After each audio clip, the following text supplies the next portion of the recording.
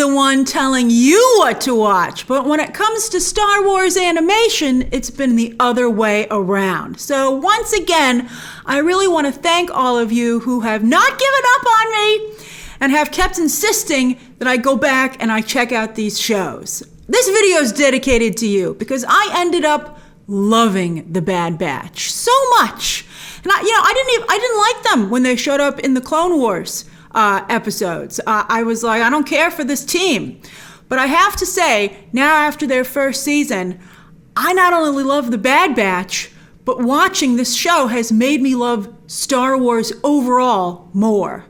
And that's amazing. I think if everybody watched the animated shows, as I'm sure so many of you are like, Grace, this is what we've been saying. But if more people watch the Dave Filoni animated shows, I think Star Wars would have less problems because they need that. The movie, Marvel is much more prolific, and Star Wars, of course, as I've been reporting to, is working now very hard to copy the Marvel formula.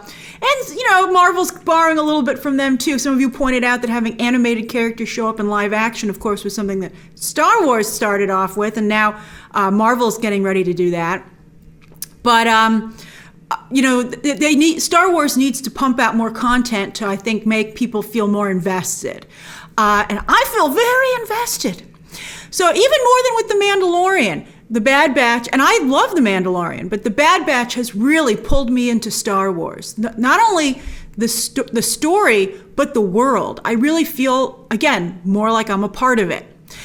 Just like Marvel's What If, animation here allows an even bigger scope than even the $100 million a pop seasons of The Mandalorian. And so I think that helps again. They feel more like the movies, which again, pulls me more into the world.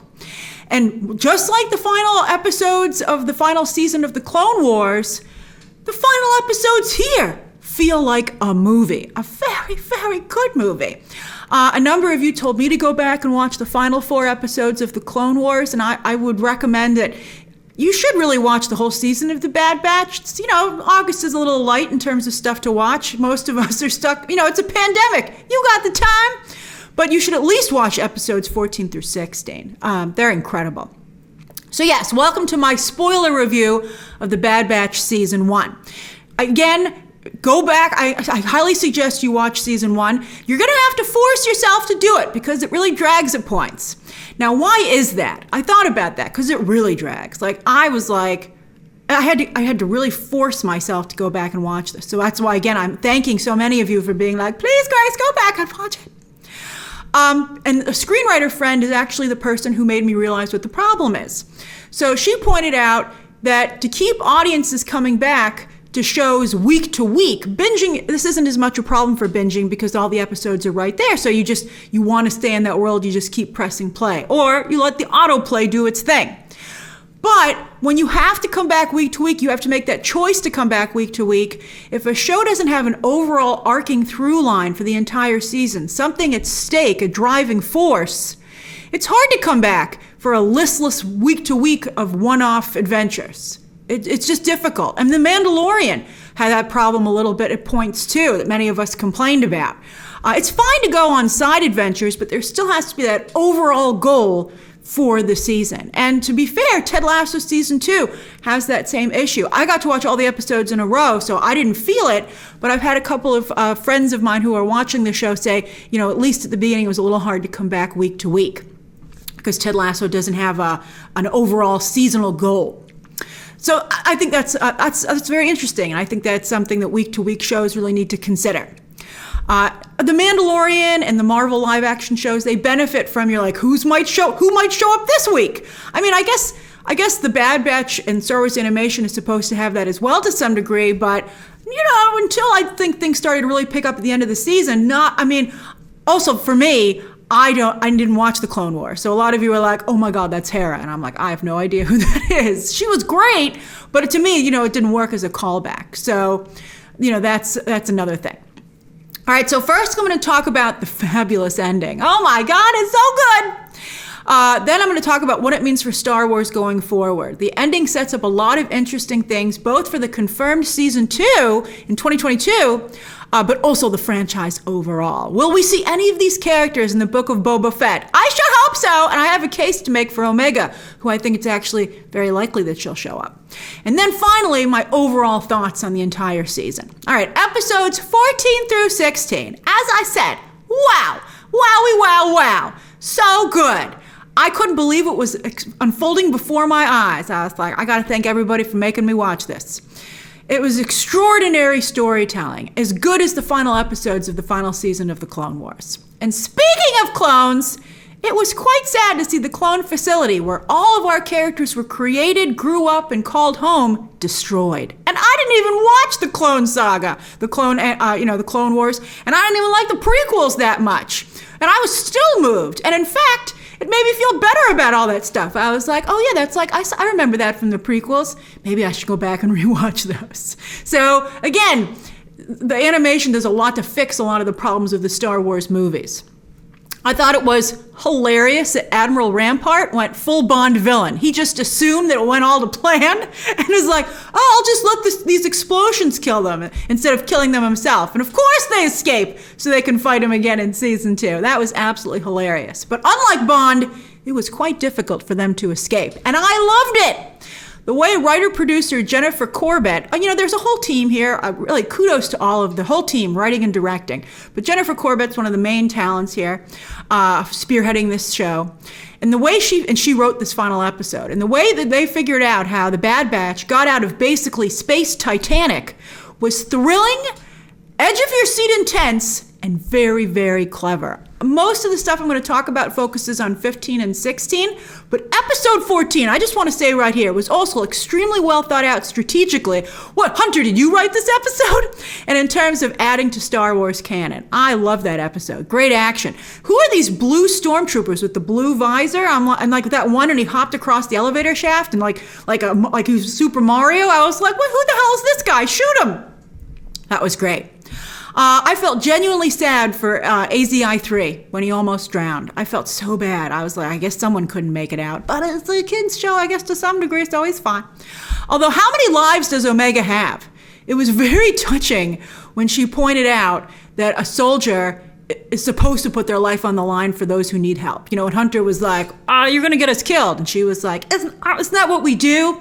And I was quite moved. I was like, that's a great line. But you can't do that every episode, right? She really is going to get them killed. I'm like, she's like, the whole team can't constantly go along with this. She's definitely the heart of the team. And that's interesting. I don't know how I feel about that, a female character, what does she bring to the team? Emotion. And I'm like, wait a minute. She's got to have some other skills, right? I mean, I guess she has that bow and arrow. She just can't be like the super nice one. But I'm sure she'll have other abilities. I love Omega. Love, love, love Omega. But that's like, I'm like, meh. They have to be careful not to make her annoying. She can't always be like, we have to help. You're like, every week, Omega. All right, so she should say, can somebody else this week say we should help so I don't have to do it every week? All right. And woo! Thank goodness that Crosshair didn't want to go with them. I'd be like, Omega, he said he didn't want to go. Leave the nice psychopath alone. I don't trust that guy at all. I'm glad that he traded a life for a life. She saved him, so he saved her. I don't know if he would have done it under other circumstances. Now, as you know, when I reviewed the beginning of the season, I had a big problem with blaming the actions of the clones with, the Jedi Order, executing the Jedi on an inhibitor chip, because soldiers have done horrible things throughout history of their own free will. You can argue propaganda, brainwashing, but still at the end it was a choice that they made in that moment. And that's something that shouldn't be forgotten. You have to realize that people do that. So I loved the twist that Crosshair had his chip removed years ago, and of course, that's like classic Crosshair. Why didn't he tell anybody, right? I would have asked that. I'd be like, you had your chip removed and you didn't tell the rest of us? And I guess now that I think about it, maybe it was sabotage so that he hoped that it would kick in and make them do what he was going to do of his own free will.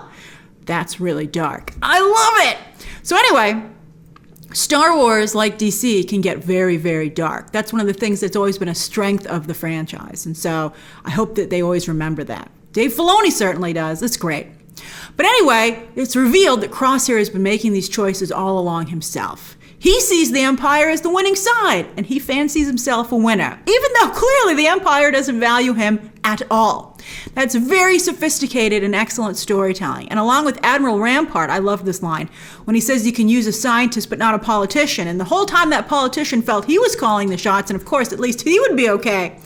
I mean, there's great commentary this season about who thinks they're safe in these large corporations versus who actually is. Great stuff. And Crosshair has to stay evil. Not only is he a fantastic villain, he's charismatic, he's formidable, there's an emotional element as their brother. Although next time I see that guy, I'm shooting him. That's what I would say. Well, I wouldn't say that, because then he might shoot me as I take off. All right, so anyway. But going forward, of course, in season 2, that will allow the show to continue to have scenes with the Empire. Because of course they're going to pick him up when they send the scouts back to look at the planet. He's a very effective weapon. And that's all they see him as. And, there's lots of weapons out there. They'll keep using him until he jams. All right, going forward. So much great stuff that this season set up. And like any show or movie these days, that's part of the assignment. The Bad Batch season 1 understood the assignment. So clone expert Nala Se, it's revealed at the very end, they put their end credit scene right before the credits. They're like, we want to make sure everybody sees it. But she now works for the Empire and will clearly help them use clones to eventually bring back the Emperor and create Grogu. And it's so nice to go back in the story and plant the seeds necessary to make those twists make sense. Especially the Emperor, Dave Filoni and company doing the Lord's work. Also, finally finding out what happened to all the clones and how and why the Empire switched to recruits is also fascinating. And now suddenly the movies make sense in that regard too. Back to Nala Se, it's also revealed that she intentionally created the Bad Batch instead of them being defective. And I'm very curious to see how that will impact them emotionally now that they know that in season 2, like in terms of the purpose of their lives. I mean, to think you're a defect and then to find out you were intentionally created, that's gotta have an impact. Omega saw the whole thing. Yes, it turns out that she's older than the Bad Batch, who of course her age accelerated to reach adulthood in 10 years. But Omega wasn't a baby when she saw them be created, and they've been adults for a while, which leads me to believe that Omega has her aging slowed down. Interview with a Vampire style. Although she does act very much like a child, so she's a very sheltered adult. That means, though, that Michelle Ang, who does an incredible job voicing Omega, could show up in the live action The Book of Boba Fett and be ready to go.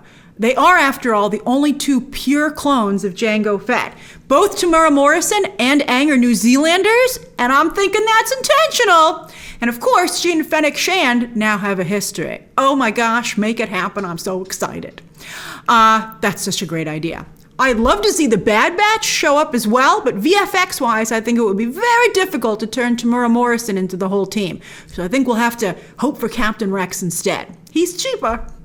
As for the overall season, yes, again, it dragged, and I, in fact, stopped watching the show twice.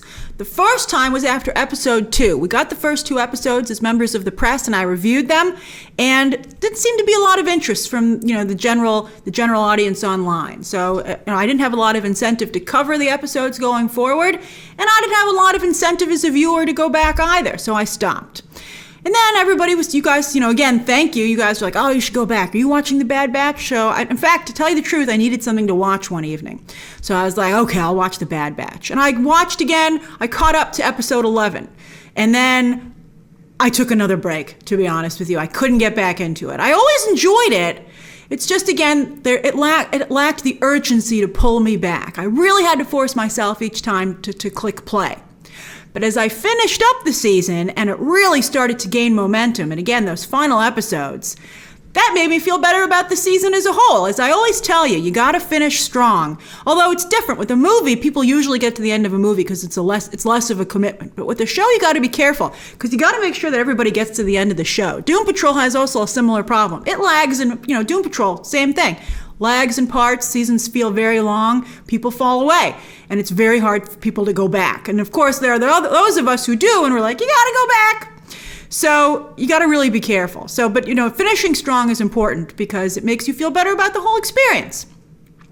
What I also like about this show is that heroes are usually depicted as loners, or they occasionally team up with a group. So the ongoing camaraderie of the Bad Batch is, I think, truly something special for adults and for children watching this show, and highlights the good aspects of military life and why so many people are drawn to it and stick with it their whole lives. Also, the animation is quite good, particularly the world building and cinematic elements, which often look real, like real life, like live action. The characters are a bit stiff to me, but thankfully the voice work really makes up for that. Also the writing, a lot of really strong emotional hooks this season. As I said, Aang is a brilliant addition to Star Wars, and Dee Dee Bradley is a national treasure. When he voiced Gregor in episode 14, it blew my mind. He's like with the squeaky voice. I loved it. I just met Gregor for the first time, and I love him. I think it would be great for him to take Crosshair's place. I mean, they haven't had another member the whole time, so I don't know if they need an additional person, but I'd like him to at least join for a few missions. I need more of Gregor. He was fantastic. Rhea Perlman always does a nice job, and I'm sure she'll be back for season 2. I came to like her character more as she and the Bad Batch became more equals. Although she's very Amy Sedaris from The Mandalorian. Star Wars has to be careful not to copy itself too much. In fact, when Amy Sedaris showed up in The Mandalorian, everyone was talking about how she was made up to look like Rhea Perlman. Maybe that's what gave them the idea to give Rhea Perlman a call. All right, so in conclusion, again, I really want to thank all of you who insisted I watch the Clone Wars final episodes and this new season. I not only enjoyed them immensely, but it has made me enjoyed Star Wars more overall, and like I'm more a part of the franchise. So what did you think of the Bad Batch season 1? What are your hopes for season 2 and for the Book of Boba Fett? Share those thoughts down below, subscribe today, and of course, as always, you can check out some more videos right now.